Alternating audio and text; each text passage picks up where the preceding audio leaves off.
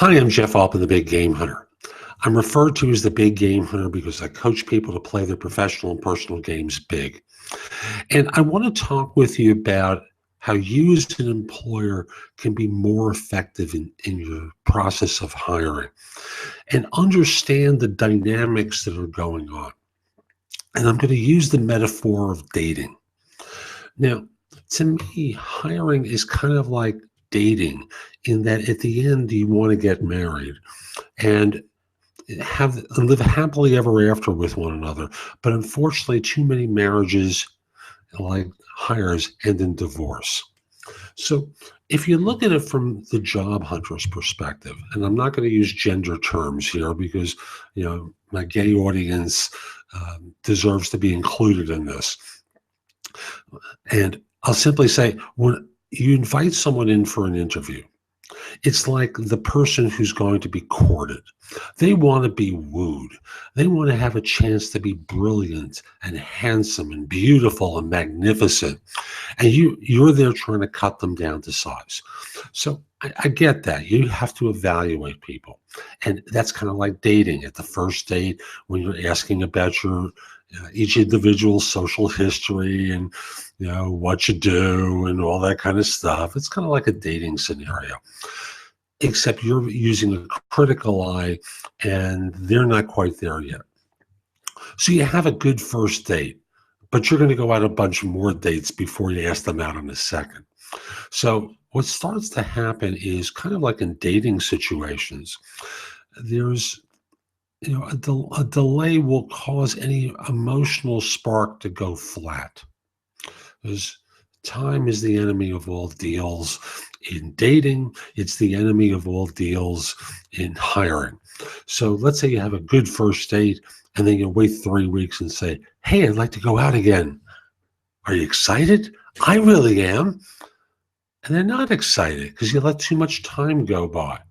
So I just want to simply say that recognize time is not a good ally to you.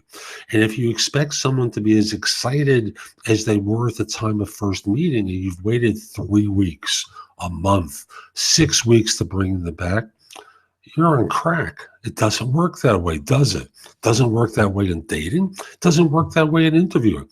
So for you as a hiring manager, when HR is saying, would you pull the trigger on the next interview and let's move this along? There's a reason for it. They want to take advantage of the emotional character of people and use that to your firm's advantage, because you got a rec approved in order to fill the job, right? And no one is perfect. You're always making compromises, and some people are less imperfect than others. I understand that. But when you look at the statistics that talk about how few hiring managers would rehire someone that they previously hired, the way you're doing it isn't working.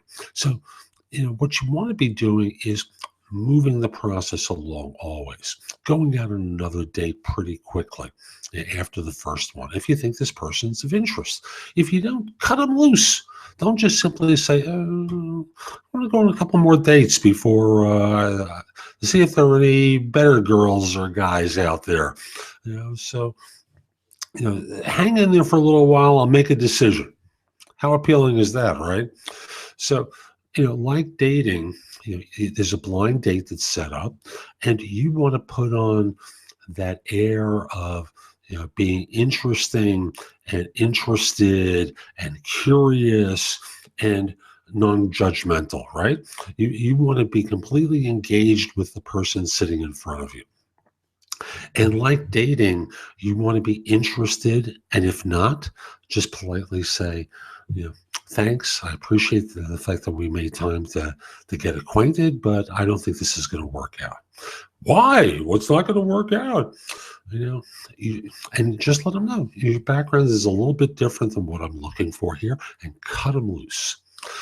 Really that simple. There's no reason to drag this thing out if you really are unsure, because from experience, if you're unsure, you're never going to hire them, are you? That's what you've done before. Why is this any different? So just keep dating. It's okay. Just cut them loose. And once you're interested in someone, just a little bit, ask them out again a second time. Get to know them better. Ask the other people who are involved in the interviewing and the hiring, to move it along quickly as well. Now, I'm always encouraging organizations to streamline their process.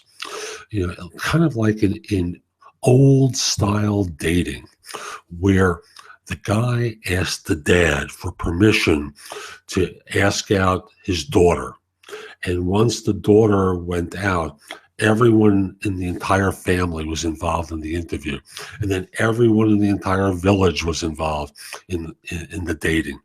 And, there's a great scene in the first Godfather movie where Michael is asking out this young girl who lives in this village in Italy, and they're going on a date, and they're going for a walk, and all the adult women in the community are following behind them, escorting them.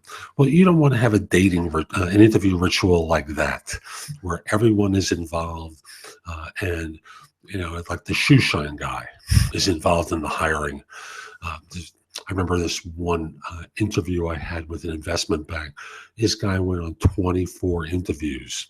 24 interviews before ultimately the firm said, we're going to take a pass.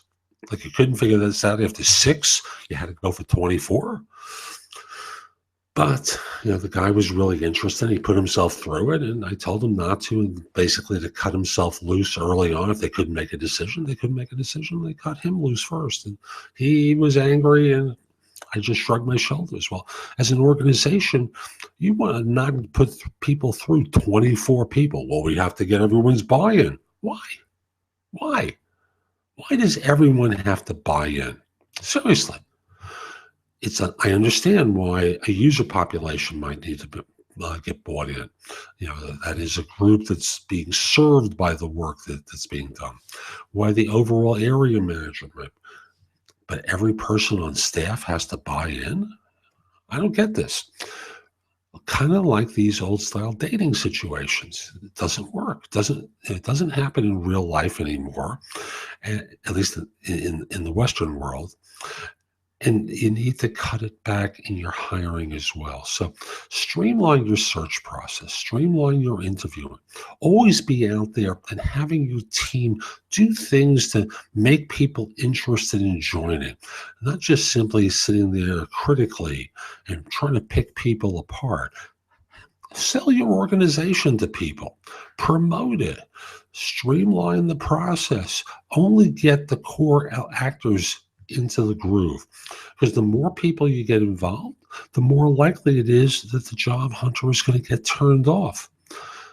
And some of these people want to turn them off because they don't want competition. Like when you bring staff people into the interview process, this is a potential threat sitting in front of them.